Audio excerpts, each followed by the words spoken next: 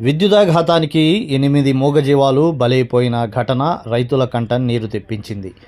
మార్కాపురం జిల్లా కొనకనమెట్ల మండలం సిద్ధవరం గ్రామం పొలాల్లో 11 kV విద్యుత్ వైర్లు తెగిపడగా మేత కోసం పొలానికి వెళ్లిన గేదెలు ఆ విద్యుత్ వైర్లు తగిలి షాకు గురై 8 గేదెలు మృత్యువాత పడ్డాయి. గేదెలు మృతి చెందడంతో రైతులు లబోదిబోమంటూ ఆవేదన వ్యక్తం చేస్తున్నారు. మృతి చెందిన గేదెలు సిద్ధవరం గ్రామానికి చెందిన దొడ్డ వెంకటేశ్వర్లు 1, కంది శ్రీను 1, పొడుగుపాటి శ్రీను 2, కేసరి వెంకటరెడ్డి 3, కొణిదెల గురవయ్య 1 గేదెలుగా గుర్తించారు. ప్రభుత్వం ఆదుకోవాలని పాడి రైతులు వేడుకుంటున్నారు.